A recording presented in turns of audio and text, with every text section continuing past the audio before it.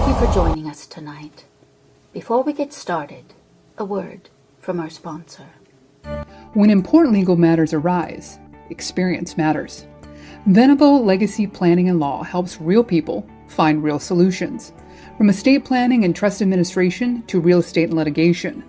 Call 951-380-0430 or visit venablelegacy-law.com to schedule your consultation.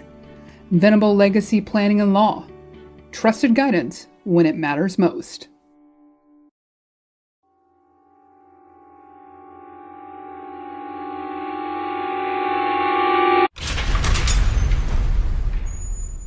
Hello, and welcome, listeners, to the Radio Vault Mystery Theater. I am tonight's keeper of the vault. There are times when what is logical doesn't really make sense, and the truth is a figment of our imagination we call reality. Sometimes, even what we can touch isn't real. Tonight, our story is Of the Dead. Act 1. Willow Creek is a town with a dirty little secret. The town is set in the middle of nowhere, and the inhabitants there like it that way. A dusty, windswept place where everyone minded their own business and kept to themselves. Those who didn't would get a visit from the ghosts and would likely disappear. Every now and again, out-of-towners would come to look for a spot to hide. Clyde Everly was one of them. A fugitive from the law, Claude decided to squat in one of the many abandoned houses in the town. This is the perfect place to lay low. I can't go to prison again. I won't. I got my power pack, enough food and water to last for a while. Once the heat cools off and the leaves go cold, I'll move on. That stupid woman should have listened to me, and she'd still be alive. I just needed some money. She should have just shut up and given it to me, and that would have been the end of it. No. She just had to scream though and fight back. Not my problem. Now she's dead. Claude unfurled his bedroll and settled down for the night. It had been a rough couple of days without sleep, and he felt lucky to find this place, in the middle of nowhere. Though exhausted, Claude had trouble sleeping as he thought about the events of the past couple of days. You don't have to do this, mister. I don't have too much, but it's yours. Just put the gun down, and I'll give it all to you, and then you can go and be on your way. No worries. I won't even report it. What about the safe? I'm sorry, mister. We ain't got a safe. Never thought we had need for one. We're all just neighbors here, and we don't have any trouble, and we'd like to keep it that way. Damn. I'd be lucky there's $100 in here. You're holding out on me. I swear to God, mister, that's all we got. Don't have a lot of business. We just do enough to get by. I don't believe you. Where's the rest of your money? Please, mister. I ain't got nothing else. Please, I beg you, just take it. I won't tell anyone else. You look awful pretty when you cry. Maybe you do have something for me. You smell real nice. You're lucky I'm in a hurry, else you and I'll be having a little party. Give me your ID. I need to know where you live. If you squeal, I'll be paying you a little visit. We'll have us that party. Claude turned his back on Kathy, and she ran up behind him with a baseball bat. She hit him squarely on the back of the head. Claude went down with a loud crash. You ain't taking all of what I got, mister. You shouldn't have turned your back on me. Please don't hurt me. Here, take the money back. I'll leave it. Oh yeah, here's your ID. Please just let me go. I won't ever come back here again. We take care of ourselves here. Sometimes to fight, you have to speak with a bat. Yeah, I know that. You should never bring it back to a gunfight. I hope you rot in hell. This isn't the end. You talk too much. End of Act 1. And now, a word from our sponsor. When your business needs printing done right, Call ANZ Shipping and Printing. From copies to full document management, we serve everyone from home offices to Fortune 100 companies. Visit anzprinting.com or call 951-392-3130. ANZ Shipping and Printing. Quality, service, dependability. We print all. And now, Act 2. Claude was a hardened criminal, but he had never murdered anyone before. Realizing that he had gone to the next level made him a little uneasy. The nightmare of that night haunted him for weeks, and now that his supplies were nearly gone, he was forced to venture back out into the open. I'm going stir crazy here. Been holed up for too long. I'm out of food, starting to lose my mind. I swear I'm seeing things wander around here. If I didn't know better, I'd say these were ghosts. No. I'm just seeing things because I ain't had nothing to eat for the last couple days. I gotta get out here and get some food. I saw a little store when I drove through. I'll drive over there and keep my hood pulled down and get enough to last a month or so and hang out before I move on.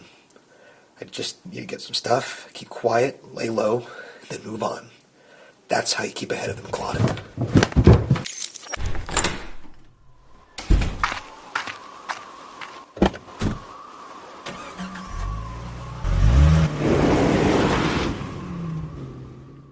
Claude drove to the little store. It looked like no one had been there for years. It was dirty and run down. He parked the car in the front and then entered. Wow, it's as musty smelling as it looks. Hey, is anyone here? No answer. Well, maybe somebody will show up when I get what I need. Claude gathered the supplies he needed and put them on the counter by the register. Still, there seemed to be no one home. His voice almost echoed as he called out again. Hello? Anybody here? Okay then. I'm just going to leave the cash on the counter here and take off. I hope that's okay. There's a reason strangers come here, and we have no need or even a care to know why. Oh, hi there. I don't know if you heard me say it or not, but I left some money on the counter that should cover all the stuff. Your name tag says Rose. That's your name? I ain't trying to steal anything. You want to check and see if I left enough? Well, everyone's got to survive. Not worried about the money. It'll all come back in due time. We like to keep to ourselves here. We are of the dead. I don't know you. Don't care to know you, mister. You'll be disappearing into the night soon enough, just like all strangers do. Now, I have work to do, so best be off with you. That's right. I'll be moving on. I ain't planning on staying much longer. There's the money right there on the counter. Claude turned his head and pointed at the counter, then turned back, and the store clerk was gone. His demeanor made him uneasy, and so did the unsettling resemblance to the clerk he had murdered several weeks ago. The air was stale, and the eerie stillness in the store told him he was not welcome. This place gives me the creeps.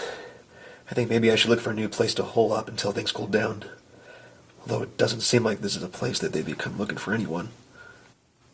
Claude returned to the abandoned house, still thinking about that strange clerk. He began to consider moving on. After all, it had been a couple of months since he had murdered the clerk. Maybe things had cooled off. End of Act 2. And now, a word from our sponsor. Looking to grow your business and connect with the community? The Greater San Jacinto Valley Chamber of Commerce is here to help. We support local businesses, attract new opportunities, and work to keep San Jacinto a great place to live, work, and play. Join us for events like Candy Corner, Candy Cane Lane, mixers, and ribbon cuttings. Get involved today with the Greater San Jacinto Valley Chamber of Commerce. Learn more at gsjvchamber.com or call 951-392-3614. And now, Act 3. Karma can be an evil huntress, especially when exacting recompense for such heinous, unspeakable acts. She can drive a person crazy with guilt. Claude was now sitting in his hideout, considering his options. I wonder what my chances would be if I shot for the border now. It's been a couple months. Maybe it'd be better if I looked for a different place. Maybe I should just suck it up and stay here another couple months. This place is giving me the willies.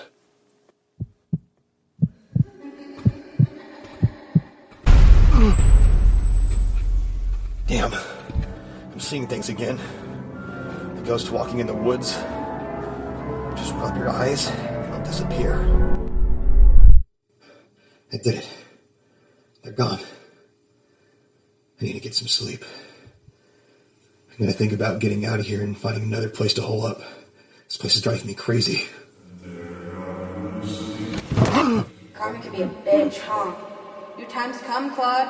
No dying for you. Time for you to become of the dead. Go away. You'd be alive if you hadn't hit me with that stupid bat. All I had was in that little bag. Did you really expect me not to fight for it? You sent me to be of the dead, because now I have unfinished business. They're not ghosts, and they're not hallucinations. They eat rotting flesh. Like yours. I'm not rotting. I'm fully alive and functioning. Not for very long. I can't believe it. You are more stupid than you look. You're not seeing ghosts. But you'll know that soon enough. You smell that, Claude? That's karma coming. Your time's up. This place is giving me nightmares. I gotta get out of here. I'm going now. Just get to the car, Claude.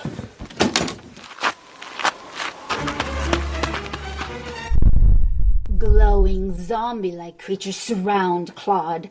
The creatures of the dead emerge from the trees in the wooded area and begin to devour him to the last morsel.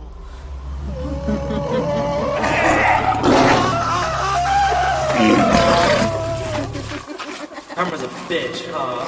It sure is.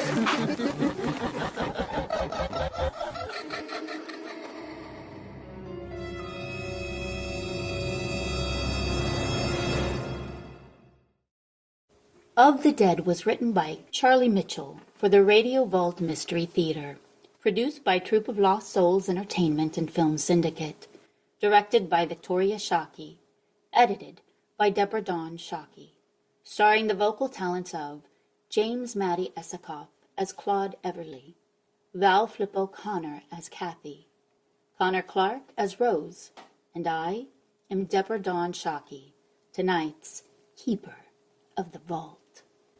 Until next time, beware what you leave unfinished, for some echoes never die.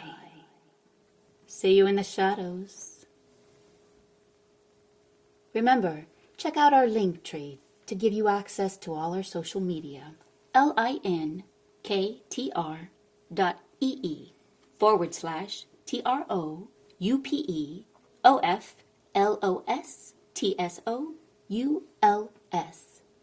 So make sure to comment, like, share, and subscribe. You don't want to miss the nightmares, do you?